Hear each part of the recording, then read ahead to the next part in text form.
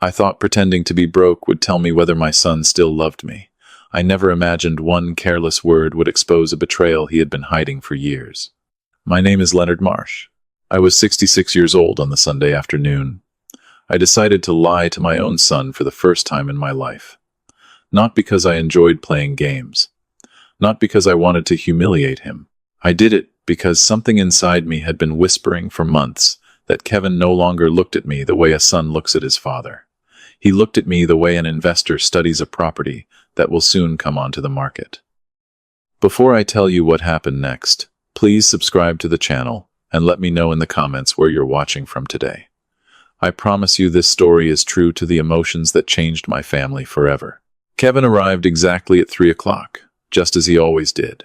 He hugged me, complimented the roast, asked about my health, and smiled with the same confidence that had made him successful in real estate. Anyone watching us would have believed we were simply a father and son, enjoying another quiet Sunday together. We finished dinner, washed the dishes together, and carried our coffee into the kitchen where sunlight poured through the old window Gloria had loved so much.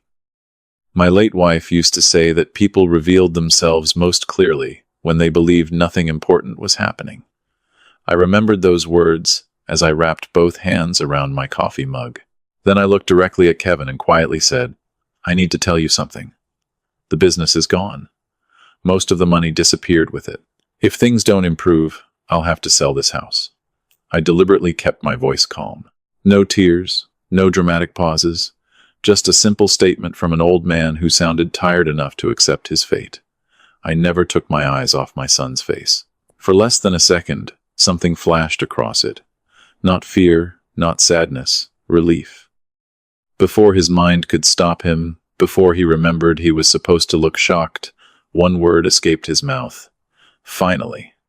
The room became completely silent. Kevin realized what he had said, almost instantly. His shoulders stiffened. His eyes widened. He forced an awkward smile and began speaking so quickly that the sentences ran into each other. He said he hadn't meant it that way. He claimed he was only relieved that I had finally shared my financial problems instead of carrying them alone. He promised we would solve everything together. He talked for several minutes without taking a breath, desperately trying to bury the only honest word he had spoken all afternoon. I barely heard the rest. That single word kept echoing inside my head. Finally. It was the sound of someone who had been waiting, perhaps even hoping, for this exact day to arrive. The truth was painfully simple. I wasn't broke. I had sold my commercial cleaning company 2 years earlier for far more money than anyone outside my accountant and attorney knew. My investments were healthy. My retirement was secure. The Fairfield Avenue house was completely paid off. Every sentence I had spoken to Kevin during the last 5 minutes had been a carefully prepared lie. It was a test, and my son had failed before he even realized he was being tested. I believed the experiment was already over. I believed I had learned everything I needed to know. I couldn't have been more wrong. Because less than 24 hours later, while Kevin believed I was still asleep inside this very house, I accidentally overheard a phone call that made the word "finally" sound almost innocent. At that moment, I realized I wasn't looking at a son who had simply grown greedy. I was looking at a man who had already built a plan around the day he believed I would lose everything. And I had no idea how far that plan had already gone. I slept less than 3 hours that night. Not because I was angry, but because one word kept replaying in my head every time I closed my eyes. Finally. I had spent 43 years believing I understood my oldest son better than anyone else on earth, yet a single careless syllable had made me question every conversation we had shared during the past few years. By 5:30 Monday morning, I gave up trying to sleep. Habit carried me into the kitchen, where I brewed coffee and stood silently beside the window. Gloria had insisted we never replace because she loved the way the morning sun filled the room. Kevin was still asleep in the guest room, or so I thought. Around 8 o'clock, I heard the back door open. A few seconds later, footsteps crossed the flagstone path beside the house. I assumed he was taking a business call before driving back to Dublin. I had no intention of listening. Then I heard my own address. "Yeah," Kevin said in a calm, professional voice. "It's confirmed. He's selling the Fairfield Avenue house." Every muscle in my body froze. There was a short pause before he continued. We have to move before he talks to anyone else. If another realtor gets involved, we lose the advantage. I slowly set my coffee mug onto the counter, terrified that even the smallest sound might interrupt what he was saying. The morning breeze carried every word through the open kitchen window as clearly as if he were standing beside me. The property is worth at least $850, probably over $900 in this market, Kevin said. But he doesn't know that. He hasn't bought or sold a house in decades. Another pause.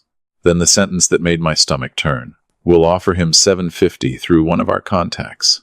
Tell him it's a fair family deal. Close fast, renovate almost nothing, and flip it within 90 days. Easy. $200,000. My fingers tightened around the edge of the countertop until they hurt. This wasn't an emotional reaction to bad news. It wasn't panic. It wasn't a desperate son trying to save himself. This was a business strategy, carefully calculated down to the resale margin before I had supposedly even listed my home. Kevin wasn't finished. I'm still trying to figure out how much cash is left from the company's sale, he said quietly. If he asks for financial help managing what's left, I want to be the one handling everything. Then he laughed softly. Daniel won't be a problem. He trusts me. I'll handle Daniel. Hearing my younger son's name hurt almost more than hearing my own. Daniel had always admired his older brother. He defended Kevin whenever I questioned one of his decisions. Now I realized Kevin had been using that trust as another asset to manage. I stood perfectly still until the call ended. A few moments later, Kevin walked back inside wearing the same relaxed smile he had worn all weekend. Morning, Dad, he said cheerfully. Sleep okay? I looked at my son and wondered how many mornings he had greeted me exactly like this, while privately calculating the value of my home, my savings, and the life Gloria and I had spent more than 3 decades building together. I smiled back and poured him another cup of coffee. I asked him whether he wanted eggs before driving home. I acted exactly as I always had because, in that moment, I understood something important. The test had not ended with the word finally. It had only opened the first door. Now I needed to know how long this plan had been growing, who else knew about it, and whether my son had already crossed a line from selfishness into something far more dangerous. That morning, before Kevin even reached the highway, I made a decision that would change the future of my family forever. I wasn't going to confront him. Not yet. First, I was going to learn everything. I waited until Kevin's car disappeared at the end of Fairfield Avenue before I allowed myself to move. The silence inside the house felt heavier than it had the night Gloria died. 24 hours earlier, I believed I was testing my son's heart. Now I understood I had uncovered something much larger than disappointment. This wasn't about one careless word anymore. It was about a plan that had already been measured, priced, and scheduled. I walked into my study, closed the door, and picked up my phone. There was only one person I trusted enough to call first. Daniel answered on the second ring, even though it was Monday morning, and he should have been at the hospital. Dad? He asked immediately. Is everything okay? I took a slow breath. No, I said. And I need you to listen until I'm finished. For the next 20 minutes, I told him everything. I told him about the fake story I had invented. I repeated Kevin's instant reaction when he heard I was supposedly broke. Then I described every word I had overheard through the kitchen window that morning, including the plan to buy my house below market value and flip it for a quick profit. Daniel didn't interrupt once. When I finally stopped talking, all I heard was his breathing. After nearly half a minute, he spoke quietly. Dad, Kevin told me months ago that your business sale hadn't gone well. My grip tightened around the phone. Months ago? I asked. About 6 months, Daniel replied. He said you were struggling financially, but didn't want anyone to know. He told me you might have to sell the house before the end of the year. I believed him because he's my brother. That single sentence answered a question I hadn't even known how to ask. Kevin hadn't created this story overnight. He had been planting it piece by piece, carefully building the same false narrative for different people, until everyone around him would accept it as fact. Every casual question he had asked me about my investments, every conversation about the value of the neighborhood, every time he offered to helped me understand the real estate market. None of it had been casual. It had all been preparation. He also asked me whether you'd updated your will, Daniel continued. At the time, I thought he was just worried about making sure everything was organized after Mom passed away. Now, his voice faded. He didn't need to finish the sentence. We were both thinking the same thing. I looked around my office. Every photograph on the shelves suddenly felt different. Kevin's Little League trophy, his college graduation picture, the family vacation to Lake Erie, where both boys had spent an entire afternoon trying to build a sandcastle big enough for Gloria to sit inside. I had spent decades collecting memories. Kevin had apparently spent the last year collecting information. "Dad," Daniel finally said, "what do you want to do?" I already knew the answer. "Nothing that gives him a reason to change his plan," I replied. "If Kevin thinks I know, he'll hide everything. Right now he believes I'm an old man who's scared and confused. I want him to keep believing that." Daniel was quiet for another moment before asking, "So what's the first step?" "The truth," I answered. "Not with Kevin, with the paperwork." I explained that before confronting anyone, I wanted every document connected to my business sale, my investments, my retirement accounts, and my estate organized by professionals. If Kevin had spent months building a lie, I was going to build something stronger than emotion. I was going to build evidence. Daniel immediately gave me the name of an estate attorney in Columbus. He trusted completely. Joyce Brewer, a lawyer known for handling complicated family asset disputes without making unnecessary noise. "Call her today," Daniel said. "If anyone can protect what Mom and you built, it's Joyce." I thanked him, but before hanging up, I gave him one instruction. "Don't call Kevin. Don't ask questions. Don't even hint that we spoke. I need him to believe his plan is still working." Daniel agreed without hesitation. After we ended the call, I sat alone in my study for several minutes, staring at Gloria's photograph on my desk. She used to tell me that the strongest buildings were never the ones with the tallest walls. They were the ones built on the strongest foundations. Kevin had spent months laying the foundation for his deception. Beginning that morning, I started laying the foundation for the truth. And, unlike his plan, mine would be built with documents instead of lies. The next morning, I drove to High Street before the city had fully woken up. Columbus looked exactly as it always had. Commuters buying coffee, buses running on schedule, people hurrying toward offices, convinced their Monday problems were the most important ones in the world. Mine felt strangely invisible. From the outside, I was simply a retired businessman carrying a leather briefcase. Inside that briefcase was every document proving that the story I had told Kevin on Sunday had been a lie, and every document that could stop his plan before it reached my front door. Joyce Brewer greeted me without unnecessary pleasantries. She shook my hand, led me into her office, and closed the door behind us. "Mr. Marsh," she said calmly, "Daniel gave me a general idea of the situation. Start from the beginning. Don't leave anything out." For nearly an hour, I walked her through every detail. The fake confession about losing my money, Kevin's immediate reaction, the conversation I overheard beside the kitchen window, the planned purchase of my house below market value, his promise that he would handle Daniel. Joyce wrote steadily without interrupting, only asking me to repeat exact phrases whenever she wanted precise wording. When I finished, she folded her hands together and looked directly at me. "This didn't begin yesterday," she said. "Your son has been gathering financial information for months. That means we don't react emotionally. We respond methodically." Those were exactly the words I needed to hear. I hadn't come looking for revenge. I had come looking for structure. Joyce called my accountant before I had even finished my coffee. Within an hour, she had requested every record connected to the sale of Marsh Professional Services, my retirement accounts, investment portfolios, tax filings, property deeds, insurance policies, and every estate document Gloria and I had signed over the previous 20 years. By early afternoon, folders covered nearly the entire conference table.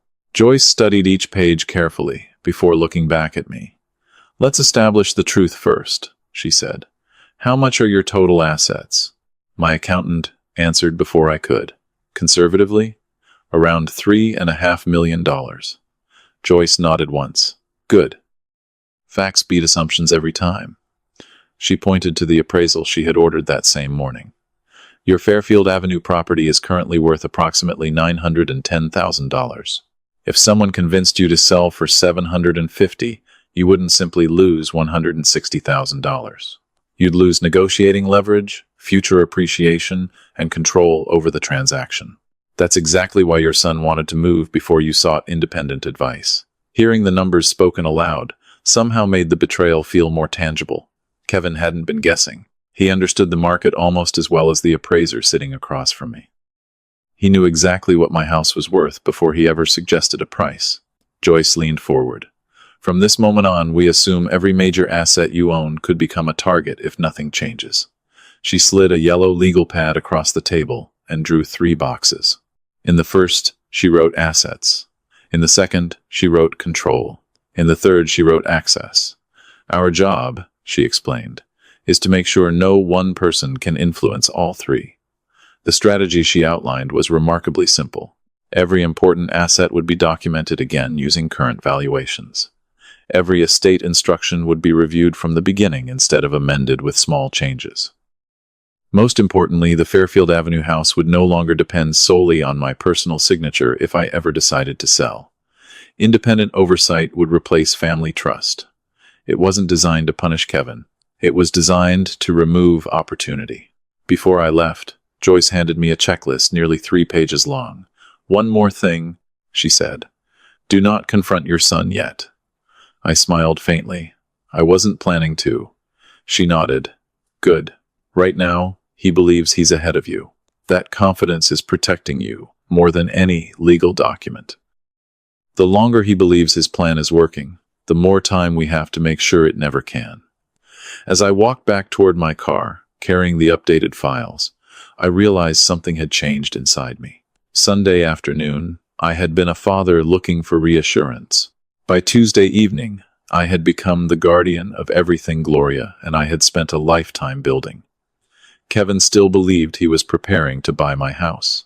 He had no idea that, piece by piece, the walls around it were already being rebuilt into something he would never be able to break through. 3 days later, every document Joyce Brewer had requested was sitting neatly arranged across her conference table. The numbers had been verified twice. Every account had been reconciled. Every property had been professionally valued. There was no uncertainty left anywhere in my financial life except one question that couldn't be answered by paperwork. What should a father do after discovering that his own son had quietly positioned himself to profit from his downfall? Joyce didn't answer that question for me. She answered a different one. "How do you make sure this never happens?" she asked. Then she slid my old estate plan across the table. Gloria and I had signed those documents years earlier, when cancer was still just a word that belonged to other families. At the time, our goal had been simple. Divide everything equally. Avoid conflict. Leave both boys with the same opportunities we had worked our entire lives to create. Back then, equality had seemed fair, because I believed both of my sons were acting in good faith. That assumption no longer existed. Joyce looked at me carefully before speaking. "Mr. Marsh, revising your estate plan isn't about punishing anyone. It's about making sure your documents reflect reality, instead of outdated expectations." I nodded slowly. She was right. I wasn't rewriting history. I was updating it. We began with the Fairfield Avenue house. Instead of remaining an asset that could eventually be sold through family influence or emotional pressure, the property would be transferred into an irrevocable trust. Joyce herself would serve as the independent trustee, while Daniel would become the co-trustee after my death.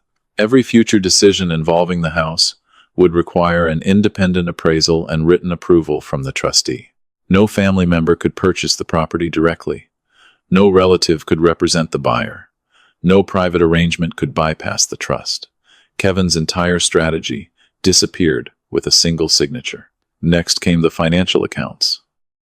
My retirement funds, investment portfolios, and the remaining proceeds from the sale of Marsh Professional Services would no longer pass automatically under the old equal distribution formula. Instead, each asset would follow clearly documented instructions designed to protect both the estate and the people receiving it. Kevin was not removed from the will. I refused to let anger write documents that would outlive me. But his inheritance changed dramatically. Joyce prepared a schedule showing every substantial loan I had given Kevin during the previous 15 years, every debt I had quietly forgiven, every financial rescue Gloria and I had provided without ever expecting repayment. I stared at the list longer than I expected. I had forgotten some of them myself. College tuition assistance for his children, down payment support for his first home, a business loan after the recession, emergency cash during the pandemic. Together, they represented hundreds of thousands of dollars that had never been counted because parents rarely keep score with their children. Joyce did. These weren't gifts to one son over another, she said. These were advances from the estate, whether anyone called them that or not. She adjusted the inheritance accordingly. Daniel's share remained essentially unchanged because he had rarely asked for financial help and had quietly built his own life without expecting mine to fund it. Kevin's portion became a fixed amount rather than an open percentage of everything I owned. It was still generous by any reasonable standard, but it reflected what had already been given rather than what he believed he was still entitled to receive. When the final page was ready, Joyce placed the documents in front of me without saying a word. I picked up the pen, looked briefly at Gloria's signature on the original estate plan lying beside the new one, and felt an unexpected sadness. I wasn't protecting my money. I was protecting the values Gloria and I had spent 4 decades trying to build. That was the inheritance I refused to let anyone exploit. I signed each page carefully. Joyce notarized every document before placing them into secure storage that same afternoon. By the time I walked out of her office, my estate no longer resembled the one Kevin believed he understood. The house he hoped to buy cheaply could no longer be touched.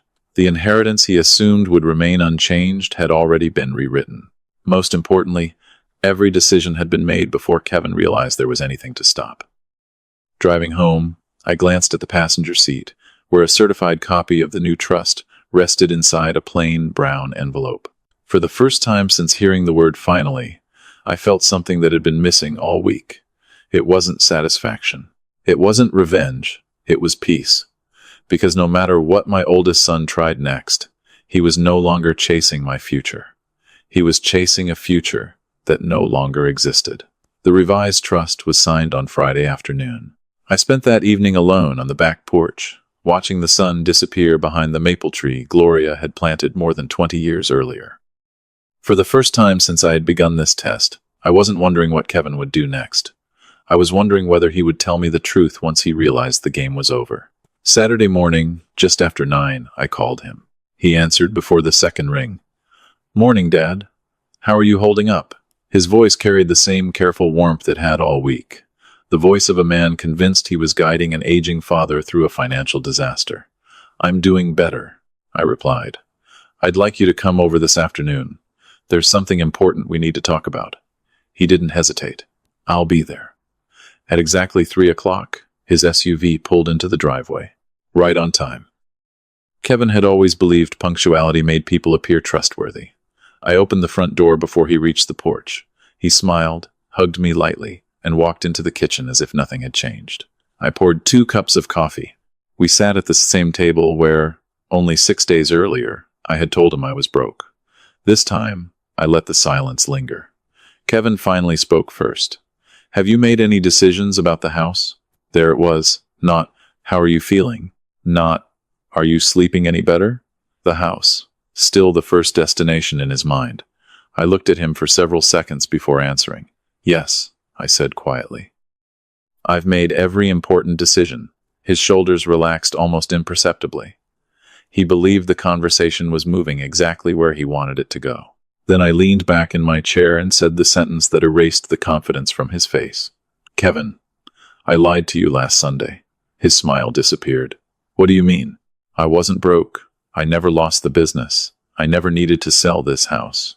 He stared at me without blinking. For several seconds, neither of us spoke. Finally, he forced a small laugh. "Dad, I don't understand." "You will." I folded my hands together on the table. "I told you that story because I needed to know something. I needed to know what your first honest reaction would be before you had time to think." His expression hardened. He already knew which word I was about to repeat. Finally, I said. That was the first thing you said to your father. Kevin looked down at his coffee. I explained that. I raised my hand gently. No, you explained it after you realized I'd heard it. Those aren't the same thing. Silence filled the kitchen again. I could almost hear the clock on the wall behind him. Kevin swallowed once before looking back at me.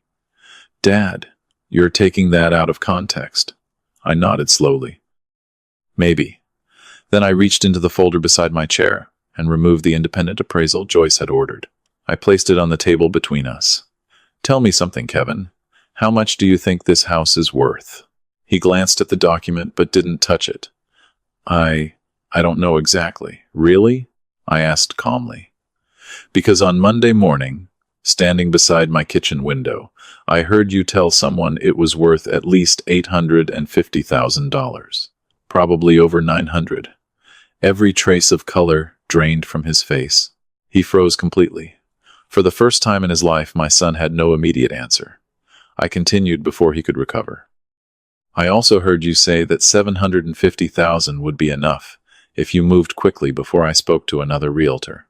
Then you said you could flip the property within 90 days and make $200,000. Kevin's breathing became noticeably slower. He wasn't preparing an argument anymore. He was trying to understand how much I knew. Dad, he whispered. When you walked outside to make that phone call, you believed the walls couldn't hear you.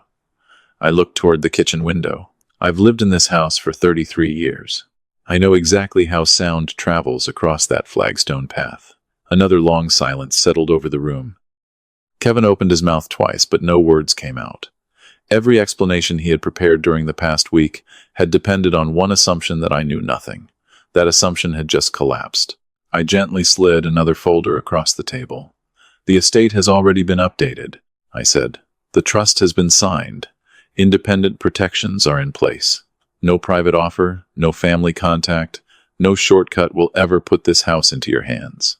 Kevin slowly closed his eyes. When he opened them again, I no longer saw the confident real estate developer who had walked through my front door 30 minutes earlier. I saw a man realizing that every calculation he had spent months building had unraveled in less than 10 minutes. Then, without raising my voice once, I asked the only question that still mattered. Kevin, before we talk about money, tell me something much more important. I leaned forward and looked directly into his eyes. When did you stop seeing me as your father and start seeing me as an opportunity? Kevin didn't answer immediately. He kept staring at the appraisal on the table as though the numbers printed across the page could somehow rescue him from the conversation. His shoulders, which had always seemed so square and confident, slowly collapsed. For the first time in years, he looked less like a successful real estate developer and more like the frightened young man who used to come home after making a mistake, hoping his parents would somehow fix it before anyone else noticed. Almost a full minute passed before he finally spoke. I never wanted to hurt you, he said quietly. I didn't respond. I had spent enough of my life listening to explanations that arrived before the truth. This time, I wanted the truth first. Kevin rubbed both hands across his face and took a slow breath. Everything started 2 years ago, he admitted. When interest rates exploded, he explained that he had invested heavily in a residential development project just before financing costs began climbing. What had looked like a profitable expansion quickly became a financial disaster. Buyers disappeared, lenders demanded additional guarantees, and investors began pulling out. Instead of accepting the loss, Kevin convinced himself he could recover by starting another project. That second investment failed even faster than the first. By the end of the year, he wasn't simply losing money. He had personally guaranteed loans that now threatened everything he owned. How much? I asked. He hesitated. Almost 1.4 million. I felt my stomach tighten, but I kept my expression unchanged. Does your wife know? He slowly shook his head. No. The bank? Yes. Your partners? Most of them. Daniel? Another shake of the head. No. The room fell silent again. Kevin wasn't simply hiding debt. He had built an entirely separate version of reality for every person in his life. One version for his wife, another for his brother, another for his business partners, and another for me. Maintaining those lies had become almost as important as escaping the debt itself. "So, you looked at this house," I said calmly, "and saw your exit." He nodded without lifting his eyes. "At first, yes," he swallowed hard before continuing.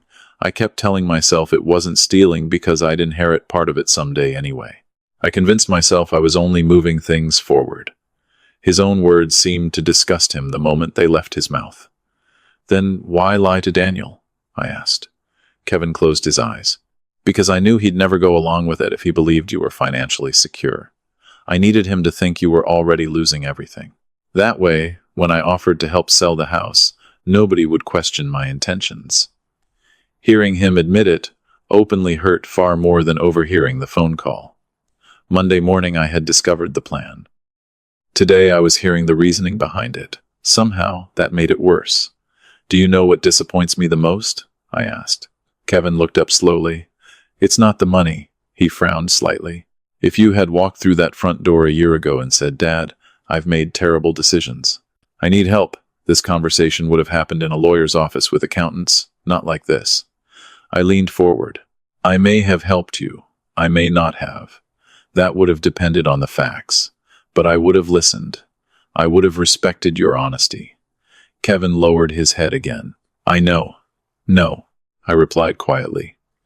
"You know now. Back then, you never gave me the chance."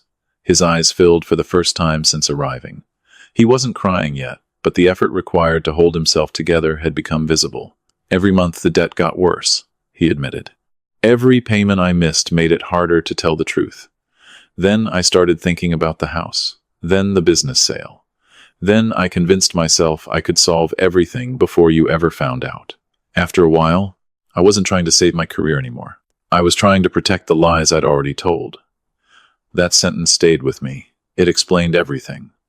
Greed hadn't been the beginning of the story. Fear had.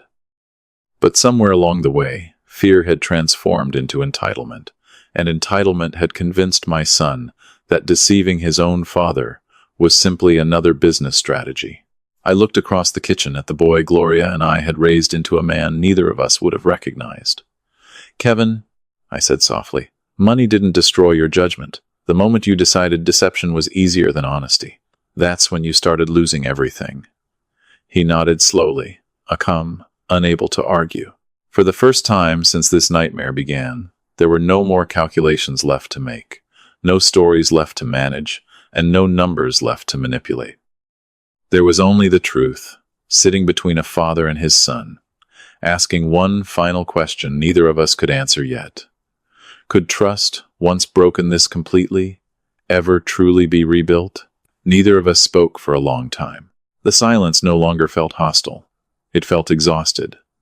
Kevin sat with his elbows resting on the kitchen table, staring at his untouched coffee, as though he had forgotten it was there. I looked at the man across from me and realized I was no longer angry in the way I had been on Monday morning. Anger burns quickly. Disappointment settles deeper. It becomes something quieter, something that stays. Finally, I broke the silence. "Kevin," I said, "I want you to understand something before this conversation goes any further." He slowly looked up. "You keep talking about the money. I'm not thinking about the money." He frowned slightly, confused. "Then what are you thinking about?" I leaned back in my chair and folded my hands. "I'm thinking about the first person you decided to lie to." He opened his mouth, then closed it again. "It wasn't your investors," I continued. "It wasn't your bank. It wasn't your business partners. It was your family. The two people who would have been most willing to stand beside you if you had simply told them the truth." Kevin lowered his eyes. "I know." "No," I said gently.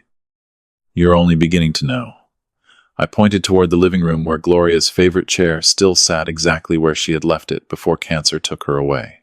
"Your mother and I spent 40 years trying to teach both of you one lesson above every other lesson. Problems don't destroy families. Secrets do." I paused, letting the words settle between us. "Every time you chose another lie, you weren't protecting yourself. You were building another wall between yourself and the people who loved you." Kevin's breathing became uneven. "I was ashamed," he admitted. "I couldn't face telling everyone I'd failed." "Failure isn't shameful," I answered immediately. Pretending you haven't failed until you start using other people to cover your mistakes, that's where shame begins. His shoulders dropped even lower. I thought if I could fix everything first, nobody would ever know. I nodded slowly. That's the lie almost everyone tells themselves before they make the worst decision of their lives. I reached into the folder beside me and removed another sheet of paper. It wasn't a legal document. It was a simple summary of the loans Gloria and I had quietly given him over the years. I slid it across the table. Kevin looked down at the figures one by one.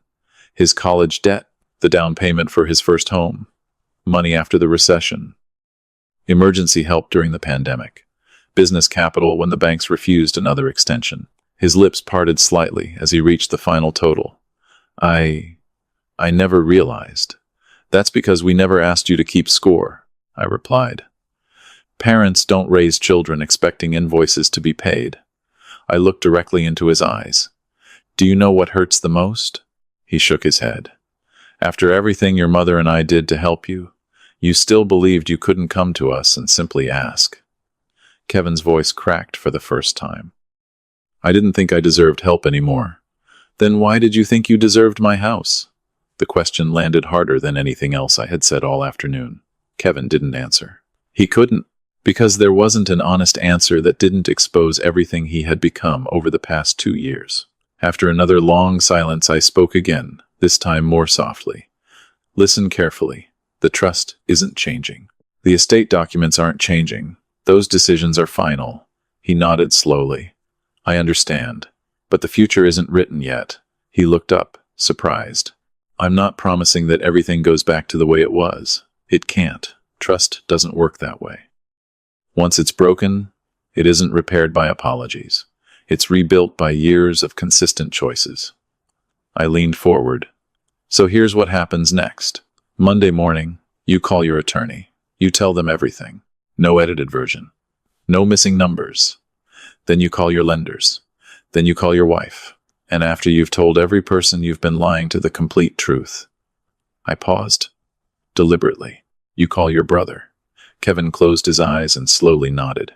He's going to hate me. No, I said quietly. He's going to be hurt. Those aren't the same thing. Hate pushes people away. Hurt gives them a chance to come back if you've earned it. Kevin stood slowly from the table. He looked older than when he had walked through my front door 2 hours earlier. Not because of the debt, not because of the trust. Because for the first time in years, he was carrying the full weight of the truth instead of spreading that weight onto everyone else. As he reached the doorway, I stopped him with one final sentence. Kevin, he turned around. Don't spend the next 10 years trying to earn back my inheritance. I held his gaze. Spend them trying to earn back your character. If you accomplish the second one, the first one will never matter. Kevin left my house just after 5 o'clock. I stood at the kitchen window and watched his SUV disappear around the corner, without feeling the satisfaction I had imagined all week. There was no victory in what had happened that afternoon. I hadn't defeated an enemy. I had confronted my own son. The trust was protected. The estate was secure. The legal battle had ended before it ever reached a courtroom. But none of those things repaired what had been broken inside a family. I cleaned the coffee cups in silence, wiped down the kitchen table, and found myself staring at the empty chair where Kevin had been sitting only minutes earlier. For the first time since this ordeal began, I believed he had finally stopped lying. Whether that truth would change him was no longer something I could control. At 7:30 that evening, my phone rang. It was Daniel. I answered immediately. He called me, Daniel said before I could speak. About an hour ago. I remained quiet. This was no longer my conversation. He told me everything, Daniel continued. Not just about the house, about the debts, the loans, the fake story he'd been feeding me for months. Everything. I could hear the exhaustion in his voice. How did it end? I asked. Daniel gave a small, humorless laugh. Not the way I expected. He explained that Kevin hadn't defended himself.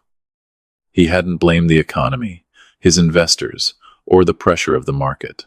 Instead, he apologized before Daniel even had the chance to accuse him. He admitted he had manipulated him, admitted he had used his trust, and admitted that he had convinced himself every lie was temporary, until the next lie required another one. Was Daniel angry? Of course he was.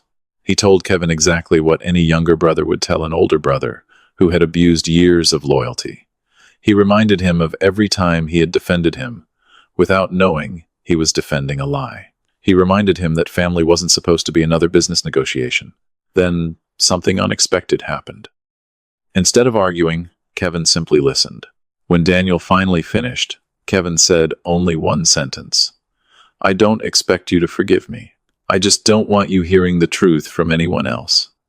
After that, neither brother spoke for almost a minute. Daniel eventually asked the question I had been wondering myself. Did he sound sincere? Daniel answered without hesitation. Yes. He paused before adding, "But sincerity is only the beginning, Dad. It doesn't erase what happened." I smiled sadly. "No," I agreed. "It doesn't." After we ended the call, I walked into the living room and stopped in front of Gloria's photograph. For years, she had been the bridge between all of us. She had always known how to soften my stubbornness and challenge Kevin's pride without making either of us feel defeated. I wondered what she would have said if she had been sitting beside me through all of this. I suspect she would have reached the same destination, but by a different road. She always believed that honesty offered early was less painful than honesty forced by consequences. Looking back, she was probably right. 3 days later, Joyce Brewer called to confirm that every revised document had been officially recorded and that the trust was now fully active. "Everything is protected," she said. "No one can undo it without your approval." I thanked her and hung up, feeling lighter than I had in weeks. Not because my money was safe, but because I no longer needed to fear what would happen if my health failed tomorrow. My family's future would no longer depend on assumptions or promises. It would depend on documents built upon truth. That weekend, something unusual happened. Kevin didn't call to ask about the house. He didn't mention real estate. He didn't ask about my investments or my retirement. Instead, he left a short voicemail. "Dad, I met with my attorney this morning. I told him everything. I'm starting to fix what I broke. I know that doesn't change anything today. But I wanted you to know I'm finally telling the truth before I'm forced to." I listened to the message twice before deleting nothing and saving everything. Because words, no matter how honest they sound, are only the beginning. Character is measured by what someone does after the conversation ends. And although the hardest confrontation of my life was finally behind us, I knew the real test for Kevin, for Daniel, and for our family had only just begun. A month passed before Kevin knocked on my front door again. This time, he didn't call first. He didn't arrive carrying market reports or talking about property values. He stood on the porch with both hands in his pockets, looking more nervous than I had ever seen him. When I opened the door, he didn't step inside immediately. "Do you have a few minutes?" he asked. I nodded and led him into the kitchen. Somehow, every important conversation in our family had always found its way back to that old kitchen table. Kevin looked around the room before sitting down. His eyes stopped briefly on Gloria's photograph above the sideboard. "I think Mom would be disappointed in me," he said quietly. "She would," I answered honestly. "But disappointment and giving up on someone are two different things. Your mother understood that better than anyone." Kevin nodded. "I've been meeting with my attorney every week. We sold one of the development properties. I negotiated with the lenders instead of hiding from them. It isn't fixed yet, but it's honest now." I listened without interrupting. There was something different about him.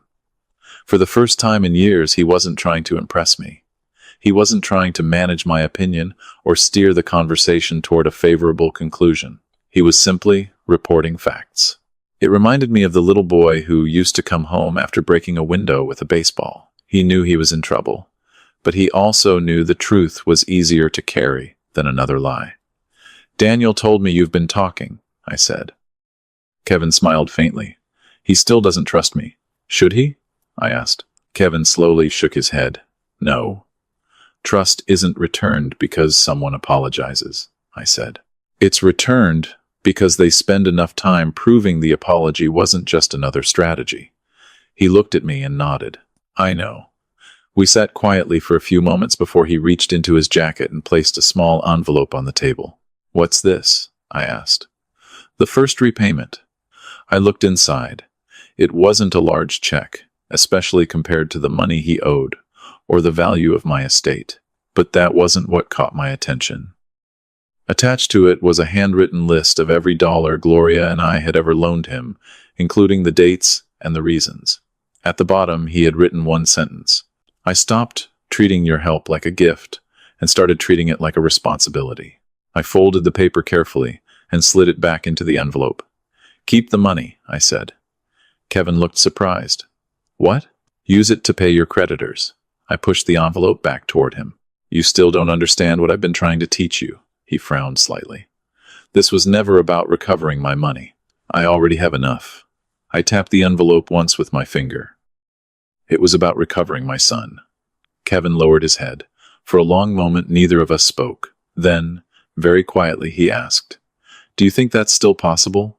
I looked through the kitchen window toward the maple tree Gloria had planted more than 2 decades earlier.